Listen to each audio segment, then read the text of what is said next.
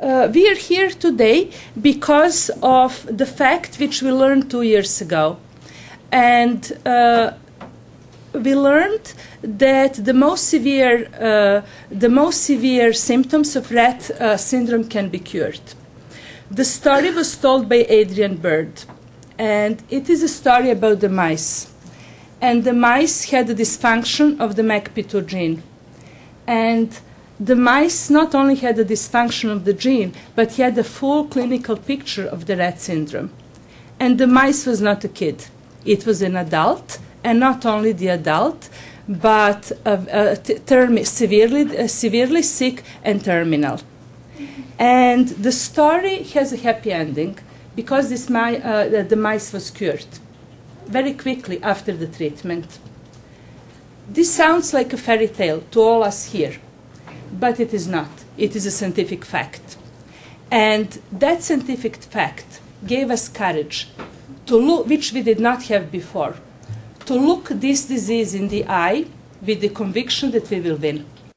Our mission is to keep your daughters and sons in the best possible medical condition until the day we are waiting for comes.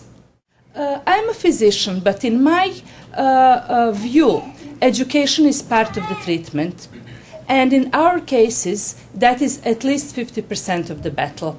So we include it in regular treatment planning. This is the first family gathering, and we plan to hold these events every 3 months, every last Sunday or every third month. The next one is going to be in September. Since we don't know each other so well, we are going to be more general today.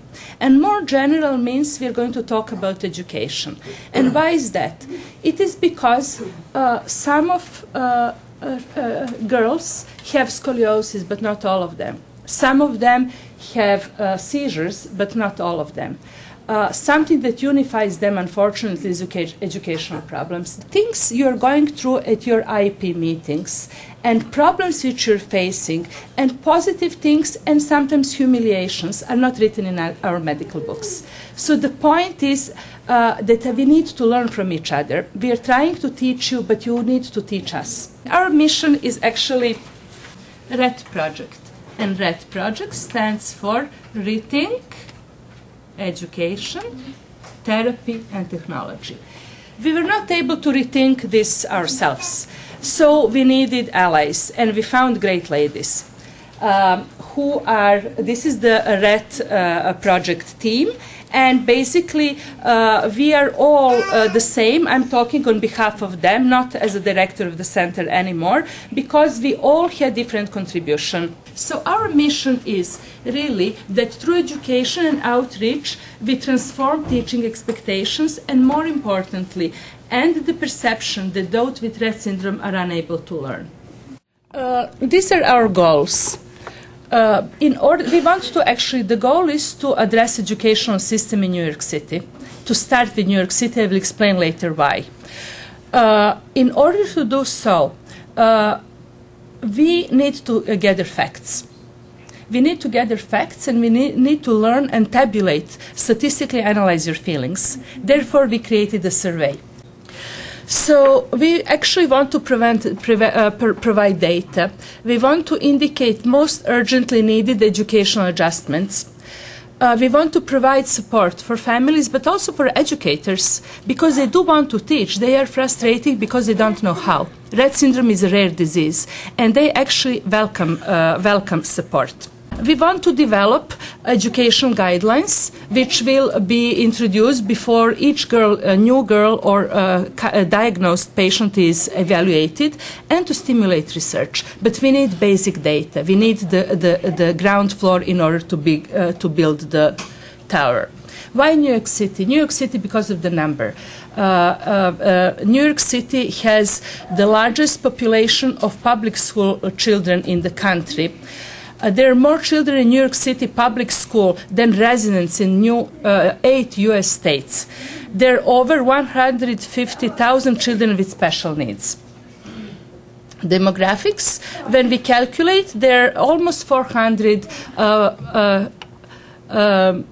the individuals with Rett syndrome and 130 adults. The special mission is to reach out to adults, and we are planning to focus more of them from the fall. The survey includes adults, but we do want to, I will organize it, we visit the homes and we optimize their lives and also prepare for our daughters if there is any need in the future.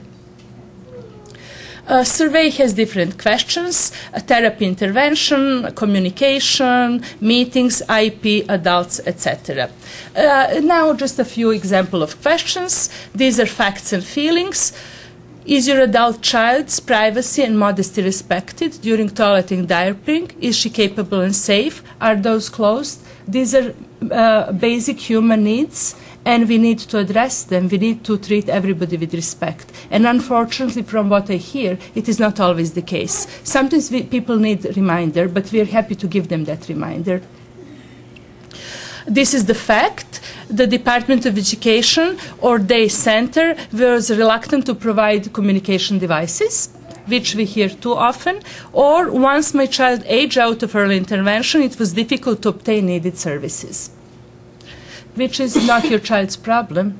It is the problem that should be dealt by Board of Ed. We will present data, and we will present first to you in September at our next meeting. We will raise public awareness, and then when we are ready, we will address Board of Ed in November and December of this year, with hopes that within a year we make the first change.